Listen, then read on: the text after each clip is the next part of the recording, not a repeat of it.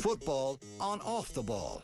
With William Hill. Who you got? 18 plus. See gamblingcare.ie. This is News Talk. All right, the new WSL season gets underway at the weekend, Sunday to be precise, with all the Week 1 fixtures. Chelsea, who have won the title in each of the past 4 seasons, are going for 5 in a row. They start the defence against Tottenham. One of the big games is at the Emirates, which sees Arsenal take on Liverpool.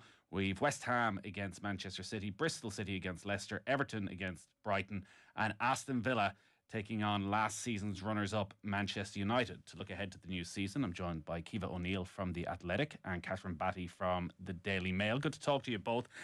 Kiva, how does anybody stop Chelsea? Is it they have to catch up to them, or are Chelsea going to come back to the pack? I don't think they can. I mean, Catherine will definitely agree with me on this, I'm sure, but it just feels like Emma Hayes has got a grip on the WSL, and I would not be shocked come the end of the season if they go on to win that 5th league title. And obviously as well, they're not just dominant in that. I think, they could go on to win 4 FA Cups in a row. And even though, that success, I do think they've still got, plenty of eyes on the Champions League as well. So I wonder if this is the season where they really go for broke in that, and does that distract them a little bit? Probably not, because it's Chelsea, and somehow, some way, even when they've got games in hand or a point behind, they seem to be able to claw the way back. And I think that they're the team to beat this season once again. Catherine, when we're talking about Emma Hayes and her influence on that Chelsea side, how much of it is down to the quality of the players, and how much of it is just down to her brilliance as a manager? If Emma Hayes was managing Manchester United or Arsenal, would you have them as favourites for the title? Question. I mean, I think it's a mixture of both. I've actually just finished listening to Emma Hayes' audiobook, which kind of gives you a really fascinating insight into kind of her management and leadership style. And it did feel at times as if I was being given a team talk about life in general. So I can only imagine how great it is to be in her dressing room and to play for her. I just think she's been there for so long. I think that's the difference between her and some of the other managers in the WSL. I think she's coming up to 11 years now. And, Mark Skinner at Man United, Gareth Taylor at Man City, Ona Seidel at Arsenal, they've not had as much time. Emma Hayes has built this Chelsea project for such a long period of time.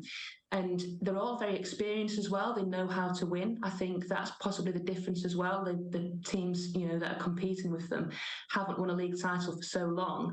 It makes it very difficult psychologically as well. So there's something about Chelsea, I think, as well, when they get to sort of April, it's like they flick a switch and just say, right, we're going to win every single game from now to the end of the season when they get to that running period. And that's also been a key difference. So I think Emma Hayes plays a massive part, but I think that squad is also very strong, and they've strengthened again in the transfer window. So it's going to be very difficult for anyone to compete with them. Yeah, can you talk to us about that, Kiva, in terms of what's happened over the course of the summer? So Magda Erison, Pernille Harder, it had been teed up well before the end of the season that they were going to be going.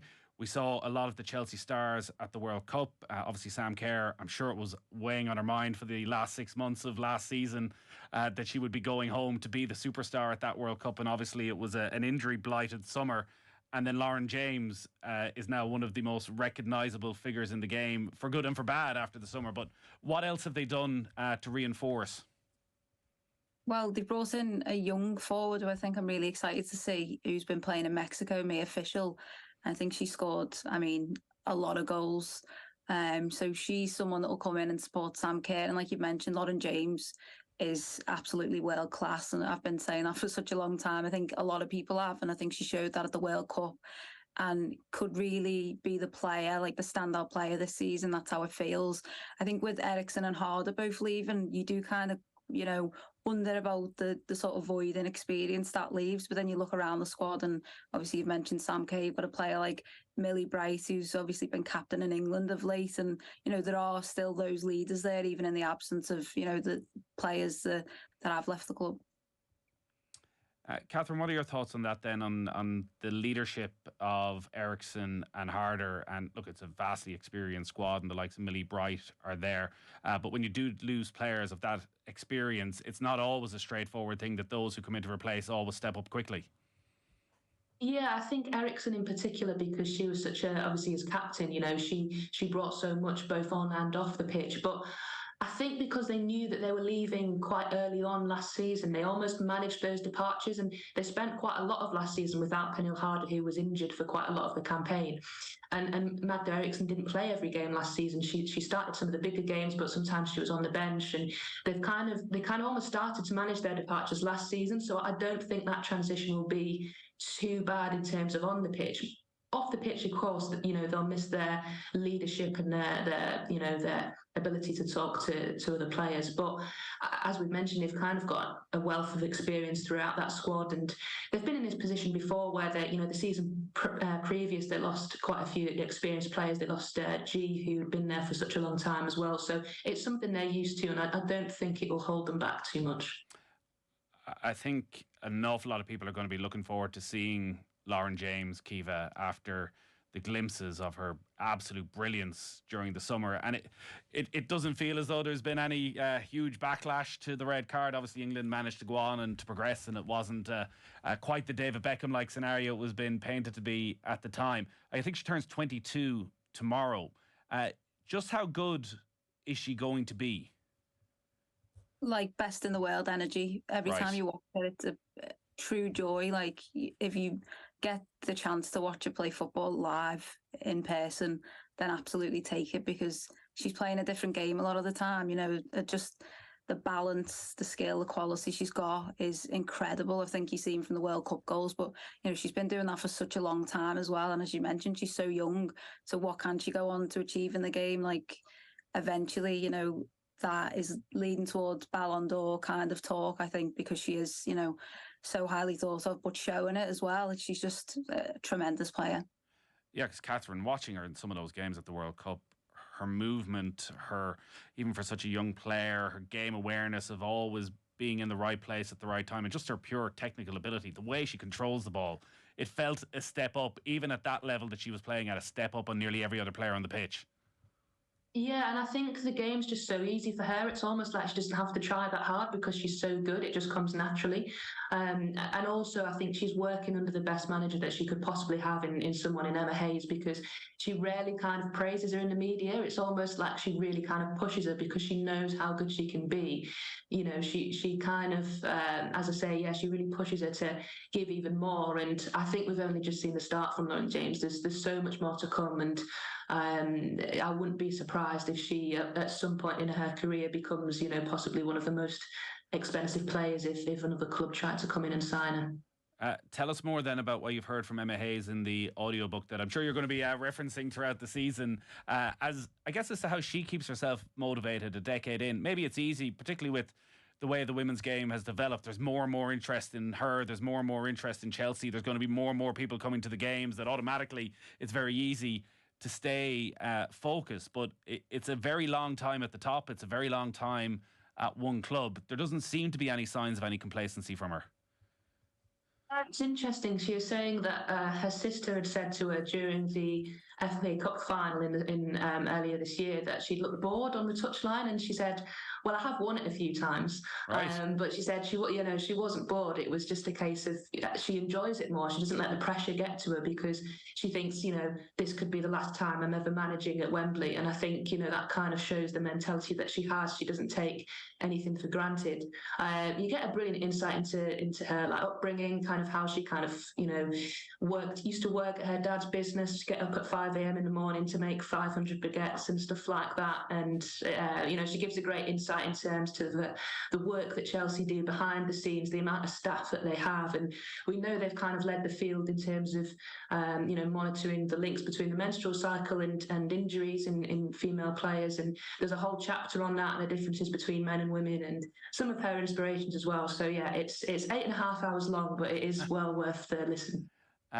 ACL injuries are unfortunately just becoming way too synonymous with the women's game, Kiva, and Arsenal were such victims of it over the past year, and they go into this season with Beth Mead on her way back, Vivian Miedema's a little bit behind that, Leah Williamson I think is back running, but probably still a considerable way of getting back onto the pitch. There was obviously a lot of speculation around Arsenal in January, and Katie McCabe was at the centre of that as well. It sounds as though it's been a good transfer window for Arsenal, that they've been able to keep the players they generally wanted to keep and been able to bring in some real quality, particularly with Alicia Russo managing to bring her in from Manchester United. Yeah, I think Russo was massive, wasn't it? Because when you reel off that list of players out currently, and Beth Mead and Vivian Miedemar, can you imagine Alessia Russo being dropped into a team with them too? That's really frightening stuff. So I think, that was really key for Arsenal. Obviously, it didn't quite end well for them in qualifying for the Champions League, but then does that help them, focus on the WSL a little bit more? And I think, they have made some good signings as well.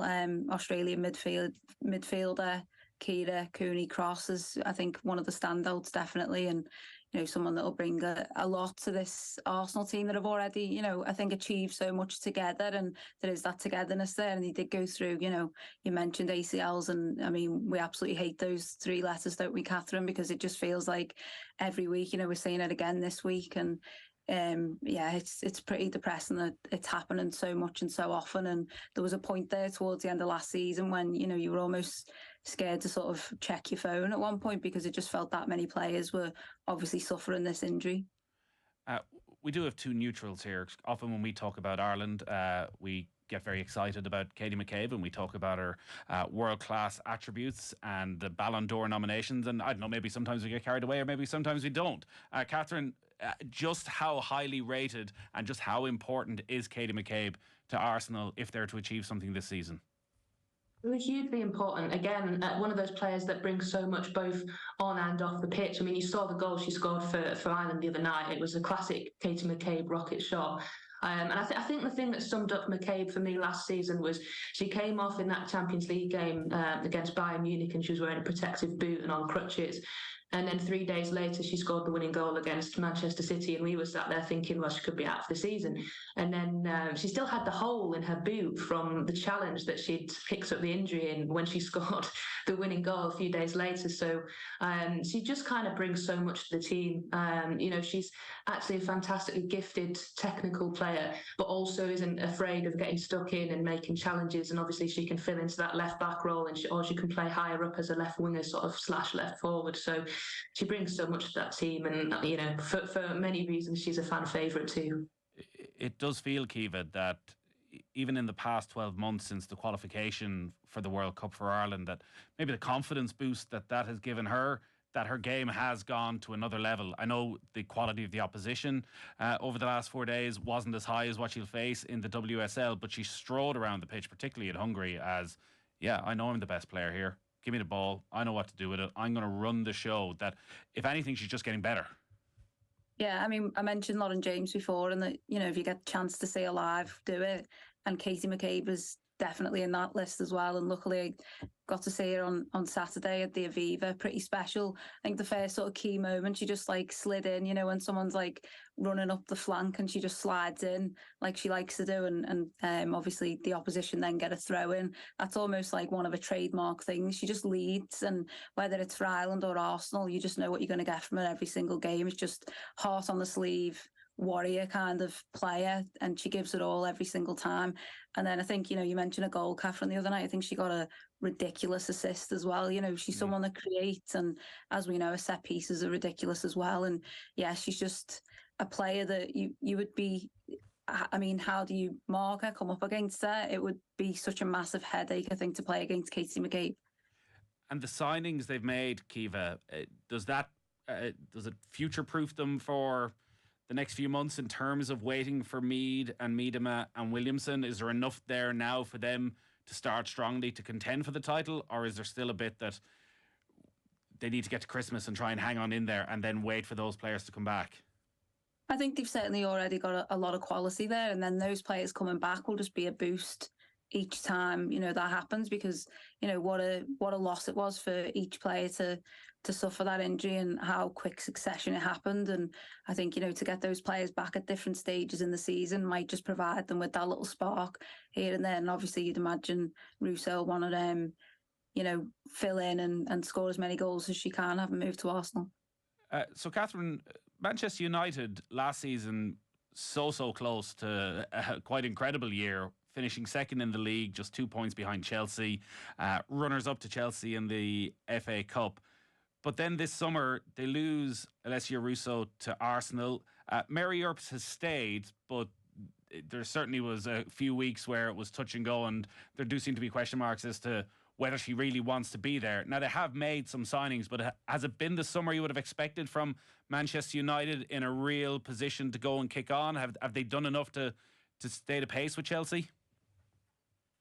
It was a summer of chaos at Man United, wasn't it? I mean, they started off by losing two of their best players from last season, but then they did bring in a couple of really established players. I mean, JC from Barcelona, I think I'm pronouncing that correctly, there's a lot of, there's high expectations on her to replace Alessia Russo in terms of goals, and a lot of excitement around her as well and what she can bring to the WSL. And then, of course, Hinata Miyazawa as well, who was the Golden Boot winner at the World Cup. A lot of people excited to see her play too.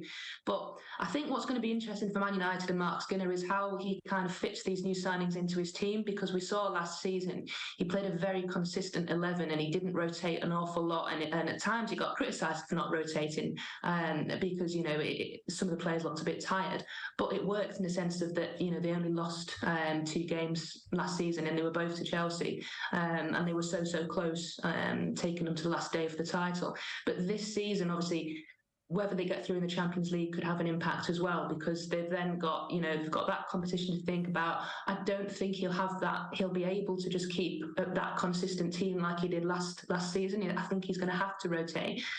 And that's where I think they might struggle, because I don't think their squad still is quite got the depth of Chelsea and possibly Arsenal as well. So I think that is the biggest challenge for them this season, fitting those new signings in and making it work quickly. Kivo, what's going on with Mary Earps? Because goalkeeper is probably the one position where you don't want to be just telling them to put their head down and get on with it for the season. I think it's massive that Man United have still got Mary Earps playing for them, because I was saying this to someone earlier on, it feels like she's the kind of player that you almost build a team around, which seems a weird thing to say when it's a goalkeeper, but that's, her ability. She's number one in the world. She's the best goalkeeper for me. And I think, to have her still there is so important for this Man United team, because, finishing as runners-up in the FA Cup final to Chelsea and then runners-up in the WSL, that would have hurt so much. And Catherine mentioned, they still got to qualify for the Champions League. And I think that'll be important for them. It might be extra games, but I think it'll be important for them in terms of, the reward for how much they put in last season. And, they truly were a joy to watch. My accent wouldn't tell you that I should have enjoyed it as much as it did. But, there were some moments you were watching those last minute winners. And, it was something that towards the end of the season, I was absolutely behind them, wanted them to win the league, and will not be alone in that because of the football they were playing and just, how they were performing. It just felt like they were never down until, the very last game, obviously, at Prenton Park against Liverpool, which they won. But obviously, Chelsea had it wrapped up by then. And it's so hard to battle it out and go toe-to-toe with Emma Hayes' Chelsea and then do it again. How do you mentally sort of recharge to be able to do that? Because it's such a difficult thing, because each season what you're going to get from them, and you've got to match it or go better.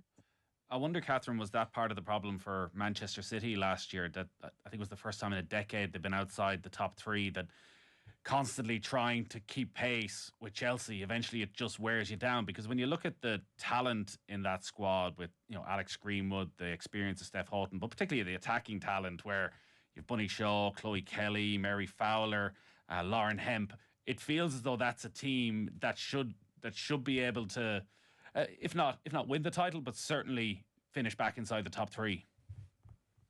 Yeah, and I think the key for Manchester City this summer is that while they've only brought in one player in Jill Rudd, they've kept a lot of their squad. They only saw one leave in Hayley Raso. And over the last few years, we've seen a massive kind of shift in the squad at Man City, and it's like every summer they're having to rebuild again because players depart and then new players come in, and it's very difficult to manage. It's had quite a lot of players last summer that have now had a season in the WSL, had hopefully acclimatised, and you would now kind of look at them and say, okay, right, we want like a good season from you, a consistent season. I think that could help them in the long run, and of course as well, not having the Champions League football, similarly to Arsenal, it could actually help them focus on the league. When you get to that point in the season where Chelsea and perhaps Manchester United as well have got 2 games a week, they've only got 1. So that could be a key factor. But I think Man City, I think it had just caught up with them last season a little bit, where they'd almost been below par for a few years and they'd kind of got away with it because Manchester United were still building. I think they kind of, they couldn't get away with it last season almost. And they also lost the first 2 games of the season, and it seems ridiculous to say, but in such a small league, if you lose 2 games that early on, it's almost like you're almost out of the title race after 2 games, because you've got to be near perfect to win a trophy. Chelsea only lost 1 game last season, Man United only lost 2, and obviously City went on to lose a few more after that. But to lose the first 2, it's like you're playing catch up, straight away. Kiva, we had Jonathan Wilson on the show earlier in the week, and he was talking about the men's Premier League and the ever-widening gap between the haves and the have-nots, and the top and the bottom, which we're really seeing over the first few weeks of the season, where there's a massive points difference already. When you look at what's ahead for this WSL season, is it going to be replicated there? Is there a sense that top 4 are well ahead of everybody else, and that those down the bottom are going to simply struggle to keep pace? That while we talk about the growth of the game and the interest levels, actually it's revolving very much around those 4 teams. Yeah, I definitely think there's a top 4 and then the rest of the table. And, you've got to look at Man United, I think, as the positive and how they were able to sort of break into that. And that's what teams like Aston Villa, Liverpool, Everton and, the rest of the league will be trying to do. But it is such a difficult thing when you've got front runners like Chelsea doing what they do season in, season out. Like Catherine mentioned, lost the first game to Liverpool last season, but then, just go on a ridiculous run because that's what they do. And, to compete with that in every aspect of infrastructure is difficult, but teams are slowly but surely catching up. And I think, in terms of like Liverpool, for example, the training now at Melwood and, improvements have been made slowly but surely. They're consolidating the place back in the WSL, and where they can go from there is, we're not quite sure yet, but breaking into it is so difficult. And I think that Man United need a lot of credit that they actually were able to do that. Catherine, is that lack of depth in the league, is that one of the reasons why it's been a struggle for teams when it comes to the Champions League? And look, I know Arsenal was obviously a pre-season game, but you've had one English club in a Champions League final in well over a decade, even longer than that. Is that one of the problems, that they're not being tested enough week in, week out? It's a good point. It's hard to say, because you look at the team like Barcelona and they sort of walk the Spanish league every year, so they kind of have the same thing there. Perhaps maybe in Germany it's a little bit stronger, and they are getting a bit more of a test there, because the German teams have always been very strong in the Champions League as well. If you spoke to the WSL managers, they'd probably say WSL fixture scheduling doesn't help them. I know Jonas Eidevall spoke quite a lot about that, not last season but the season before, in terms of it actually not kind of helping the English teams sometimes having to play a Champions League game on a Thursday and then play a Sunday, or then playing a Sunday and then playing a Tuesday or a Wednesday. And whereas some of the teams abroad get a little bit more help from their federations perhaps. But I think as well, in terms of the WSL, the standards kind of been growing, and I would expect Chelsea to, obviously depending on what sort of group they get, but you would expect them to make the knockouts once again.